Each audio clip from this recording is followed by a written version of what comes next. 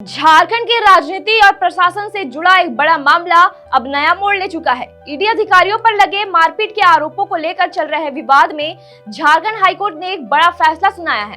अदालत ने कहा है कि इस पूरे मामले की निष्पक्ष जांच जरूरी है, इसलिए अब इसकी जांच सीबीआई करेगी।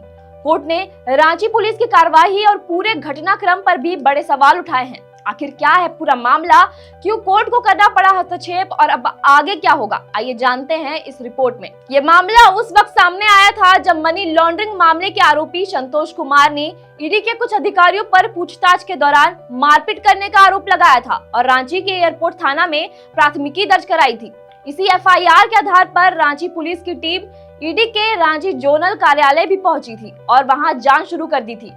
लेकिन इस कार्रवाई को ईडी ने अदालत में चुनौती देते हुए कहा कि आरोप पूरी तरह झूठे हैं और पूरे मामले की जांच किसी स्वतंत्र एजेंसी से कराई जानी चाहिए। इस मामले की सुनवाई करते हुए जस्टिस संजय कुमार द्विवेदी की अदालत ने दोनों पक्षों की दलीलें सुनी और पहले ही पुलिस की आगे की जांच पर रोक लगा दी थी। अदालत ने अपने आदेश में कहा कि जिस व्यक्ति के आरोप पर एफआईआर दर्ज की गई है उसके खिलाफ पहले से ही 2 आपराधिक मामले दर्ज है और वो पहले से ही ईडी की जांच के दायरे में है। कोर्ट ने ये भी टिप्पणी की थी कि पहली नजर में ऐसा लगता है कि ईडी की हाई प्रोफाइल जांच को प्रभावित करने या बाधित करने के लिए ये मामला दर्ज कराया गया हो। अदालत ने ये भी कहा कि केंद्रीय एजेंसी के अधिकारियों पर लगे आरोपों की जांच बेहद संवेदनशील होती है, इसलिए ऐसी स्थिति में निष्पक्षता बनाए रखने के लिए स्वतंत्र जांच एजेंसी की हस्तक्षेप जरूरी हो जाती है। इसी वजह से अदालत ने इस मामले को असाधारण परिस्थिति मानते हुए जांच की जिम्मेदारी सीबीआई को सौंपने का फैसला लिया है। सुनवाई के दौरान ईडी की ओर से अदालत को बताया गया कि पेयजल और स्वच्छता विभाग से जुड़े लगभग 23 करोड़ रुपए के गबन मामले में आरोपी संतोष कुमार 12 जनवरी को बिना किसी समन के खुद ही ईडी कार्यालय पहुंच गया था। पूछताछ के दौरान वह अचानक उग्र हो गया और उसने पानी का जग उठाकर अपने ही सिर पर मार लिया, जिससे उसे हल्की चोट लग गई।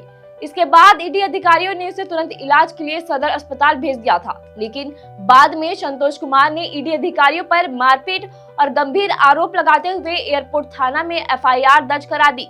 इसी एफआईआर के बाद रांची पुलिस की टीम जांच के लिए ईडी के रांची स्थित जोनल कार्यालय पहुंच गई थी और वहां दस्तावेजों की जांच करने लगी थी।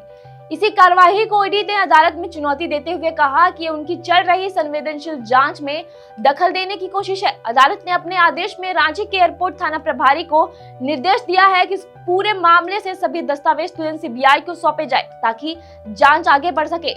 साथ ही अदालत ने यह भी कहा है कि ईडी कार्यालय की सुरक्षा सुनिश्चित करना केंद्र सरकार की जिम्मेदारी है और इसके लिए जरूरत पड़ने पर अर्धसैनिक बलों की तैनाती की जा सकती है। इससे पहले ही सुनवाई में अदालत ने यह भी कहा था अगर ईडी कार्यालय में किसी तरह की अप्रिय घटना होती है तो उसकी सीधी जिम्मेदारी रांची के एसएसपी की होगी।